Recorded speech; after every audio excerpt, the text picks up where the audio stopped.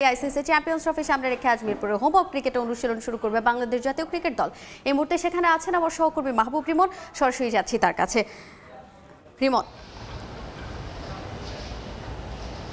একটা প্রচণ্ড ঝড়ের পর প্রকৃতিতে হঠাৎ করে যেমন একটা নিস্তব্ধতা নেমে আসে, ঠিক তেমনই একটা নিস্তব্ধতা কিন্তু এই মুহূর্তে সেরাই বাংলা, অর্থাৎ যেটাকে আমরা হোম অফ ক্রিকেট নামে চিনি।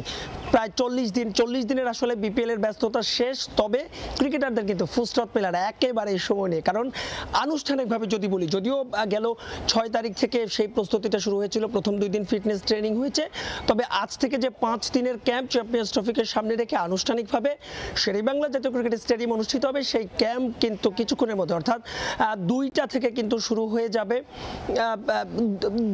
2টা থেকে আসলে সেই ক্যাম্পটা শুরু হয়ে যাবে। ইতিমধ্যে আমরা দেখেছি যে বাংলাদেশ দলের যিনি কোচ ফিল সিমন্স, সেই ফিল সিমন্স কিন্তু ইতিমধ্যে চলে এসেছেন। এসেই তিনি উইকেট পরখ করেছেন। জানেন যে দীর্ঘ সময় আসলে বিপিএল এর এই উইকেটে খেলা হয়েছে, সেক্ষেত্রে আসলে তিনি দেখবেন, বলছিলাম যে 5টা সেশন হবে। এরপর 13 তারিখ বাংলাদেশ দল চ্যাম্পিয়ন্স ট্রফি খেলতে সংযুক্ত আরব আমিরাত যাবে এবং 15 কিংবা 17, যদিও ডেটটা এখনো নিশ্চিত নয়, তবে প্রতিপক্ষ নিশ্চিত পাকিস্তানের দল। যে 5টা সেশন হবে, 5টা সেশন কিন্তু ভীষণ গুরুত্বপূর্ণ। যদি বলি যে বাংলাদেশের যে সদ্য সমাপ্ত বিপিএল, সেখানে ব্যাটে বলে মিরাজ দারুণ পারফর্ম করেছে, ওপেনিং স্লটে তানজিদ তামিম দুর্দান্ত পারফর্ম করেছে, কিন্তু শঙ্কার জায়গা বোধ হয় অধিনায়ক নাজমুল হোসেন শান্ত। বরিশালের হয়ে প্রথম 3টা থেকে 4টা ম্যাচের পর তিনি কিন্তু আর সুযোগ পাননি এবং আমরা যতদূর জানতে পেরেছি নাজমুল হোসেন শান্তকে নিয়ে কিন্তু আলাদা সেশন করানো হবে এবং যে 5টা সেশন হবে, সেই 5টা সেশনে মূলত ক্রিকেটারদের কিন্তু ব্যাটিং নিয়ে আলাদাভাবে কাজ করা হবে। কারণ এবারে যে চ্যাম্পিয়ন্স ট্রফি, সেখানে বাংলাদেশের যে 3 প্রতিপক্ষ,